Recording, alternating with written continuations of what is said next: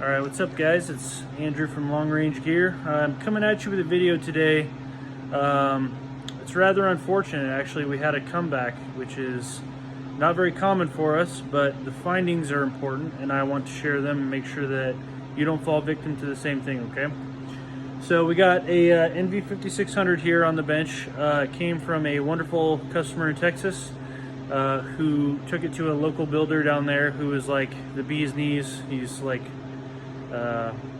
manual transmission Jesus in the diesel world, and he completely foobarred this build.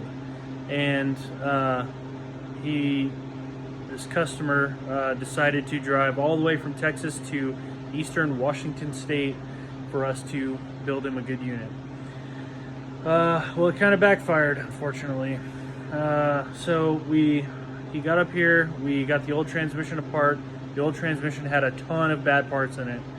I don't know why they were put in the first place, but we replaced a ton of things, to include all of the forward sliders, all of the blocker rings, synchronizers, bearings, seals, like all that kind of stuff, and all the thrust surfaces. And the keys and springs. So we do that on every build anyway. Got it up here, we got it built, got it reinstalled. This transmission was fantastic. The truck, it's a third gen with like damn near 500,000 miles. Had a South Bend dual disc, I believe. And this thing shifted fantastic. I was super happy with it. We have a really good recipe, and it turned out really well on this one. I personally drove the truck all around town here. Drove it to Spokane, which is about an hour and 15 minutes away. And the customer, after I handed it back over to him, he stayed locally in a hotel, and for a day or two or whatever, he ripped around, going to all the prestigious restaurants in Springdale, Washington, and kind of seeing some of the cool sights and stuff. And we determined the transmission was good, great. The customer was super happy. He drove all the way to Billings, Montana, dropped off some parts for us at Torquing 4x4, which we greatly appreciate, and shout out to those guys. And then from there, he headed south to Texas, and he made it to within about 45 minutes of his house, and he had a failure, which sucks. I feel terrible. But he called me and said, my transmission is locked in second gear, which is a super weird failure. I was initially like, well, shift, like what, my mind couldn't wrap around why it would be locked into second gear. So he eventually told me, it feels like my shifter is going to break. I'm going to break my shifter if I push any harder. Okay. He got it. He eventually got his buddy to tow him home, removed the transmission. I sent him a shipping label on a pallet, got up here, and I got back into it. I want to take care of this guy. He's a good old boy. But what we found was actually really interesting, and that's the whole point of this video. I want to make sure that you're aware. So that way, if you're building this at home, you know what to look out for, and you don't get stuck in the same position, because it sucks. These are such a pain in the ass. So it ended up not being our fault. Not anything that we did, I should say. A manufacturing defect on these sliders, these replacement sliders, has caused all of this havoc, and I want to show it to you so that you don't fall victim to it, okay? So I'm gonna flip you around, we're gonna go look at it. Okay, so we've got Ken's NV5600 here. This transmission remains in the condition that it was when I removed the case. Nothing's been manipulated. The crossover cam's still in place, so the forks haven't been taken out. As you can see, it's still locked in second gear. First gear, second gear is underneath here. It's locked in second gear position. I haven't touched it. I haven't moved any shift rails or anything like that. So this is the failure condition. This is what it was in that caused him to be stuck in second gear and couldn't shift out. So the first gear is OEM, second gear is OEM, hub is OEM. The slider, keys, blocker ring, and synchronizers are all aftermarket replacements that until now we've had great luck with. So as you can see, this key is kind of lodged crooked, and that right there is what is causing this slider to be stuck downward, right? In order to shift to third, this would move halfway up, center between the two, and then this fork would move this way. But we can't get to there because this is stuck down. So this key here is supposed to be able to slide up and down like this. It shouldn't even be in this position, really.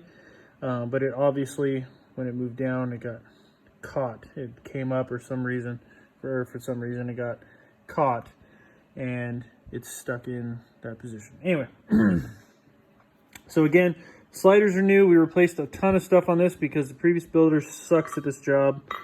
And so for an example here, this is an older reproduction slider.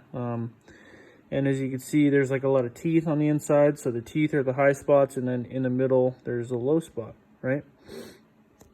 This little God, I only have one hand. So this little groove, the flat low portion is what we're talking about here. So you can see, this is dirty. This is from another transmission that I'm working on. But the flat part from front to back is smooth, right? So this is an old Satisfactory aftermarket slider. This slider right here is from the same lot as all of these forward sliders. Purchased at the same time. Packaging gives the same date of June 2022 from the same manufacturer. Effectively, I think this would be safe to say is the same slider as what's in this transmission. As you can see, there is a clear and distinct ledge on the flat portion, right? Depending on where you're at, it's greater, right? So it should be flat, but there's a line that goes the whole circumference here.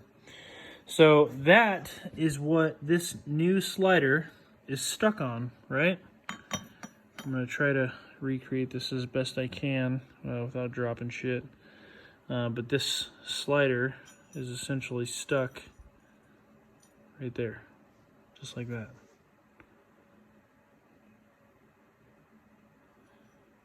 That sucks. We don't want that. Obviously, we don't want our transmissions to get stuck. So what I did, I took this this slider to the local machine shop with a hub, and he obviously marked it with paint. The sections where the keys ride, he ground them flat with a kind of a jig that he made. You can't really like throw this in a mill, given the shape that it is. And so he ground the ledges off, and for all intents and purposes, that should work just fine.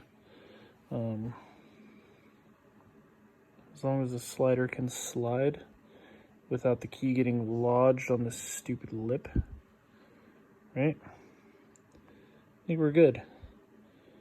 So that's my fix. At least that's the initial fix.